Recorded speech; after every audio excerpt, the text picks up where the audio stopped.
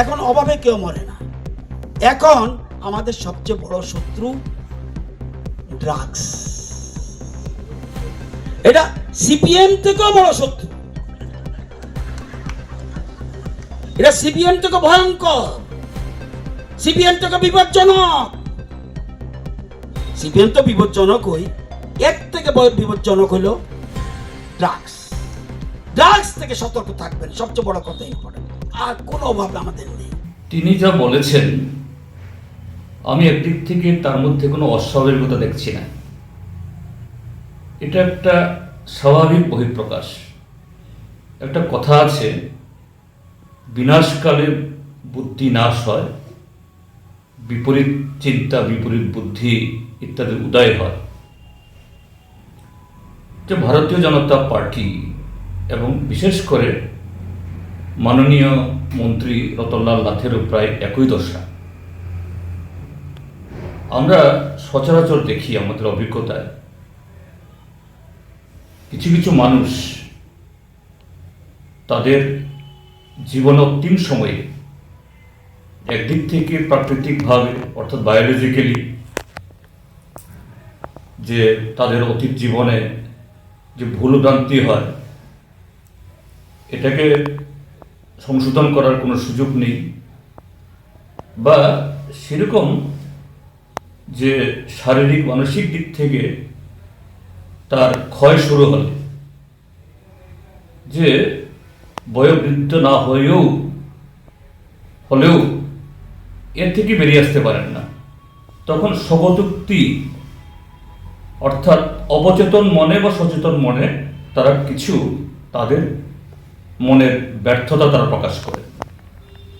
এটাও তাই। আমি সেদিক থেকে মাননীয় মন্ত্রী মহোদয়কে ধন্যবাদ জানাবো। তিনি তার সেই প্রক্রিয়াটাই স্বাভাবিকভাবে প্রকাশ করেছেন যে ঠিক আছে, সিপিআইএম বা কমিউনিস্ট পার্টি বিজেপি দলের রাজনৈতিক শত্রু, মতাদর্শগত দিক থেকে সম্পূর্ণ তার বিপরীত। সিপিএম এর তথা কমিউনিস্ট পার্টির তিনি বিরোধিতা করবেন, আর তাদের কাছে তো সরকারি কর্মসূচি বা দলীয় কর্মসূচি বা সামাজিক কর্মসূচি বা কোনো যে ধর্মীয় অনুষ্ঠান তার ফারাকটা এরা বুঝেন না। যেখানে সেখানে তাদের বক্তব্য তারা এইভাবেই অবলেলে তারা বলেন। তো কমিউনিস্ট পার্টির চাইতে যদি ড্রাগ খারাপ হয়, হ্যাঁ ড্রাগ তো অবশ্যই, এটা তো সত্য বলেছেন। এখন এই ত্রিপুরাজ্যের মধ্যে এই ড্রাগস বা নেশাকে কি উৎসাহিত করছে? নেশা, হ্যাঁ এটা নতুন করে তৈরি হয়নি, 2018 বিজেপি সরকার আসার আগেও ছিল, কিন্তু এইভাবে নেশার রমরমা, ট্রাক ভর্তি, ওয়াগন ভর্তি, গোডাউন ভর্তি, এবং ত্রিপুরাজ্যের পুলিশকে আইন শৃঙ্খলার চরম অবনতি ঘটার পরও সেদিকে নারী নির্যাতন, ধর্ষণ, খুন, লুট হচ্ছে, পুলিশ এসবে নজর দিতে পারছে না। প্রতিদিন দলে দলে পুলিশকে শুধু এই গাঁজা গাছ কাটতে হচ্ছে। কোন আমলে? বিজেপির সময়তে।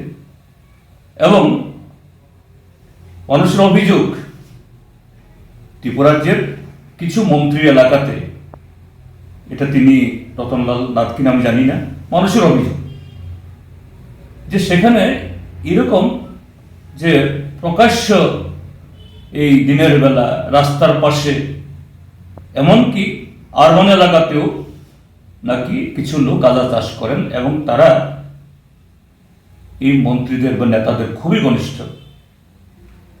আমি সত্যতা যাচাই করিনি, কিন্তু মানুষ বলছেন এটা সম্ভব।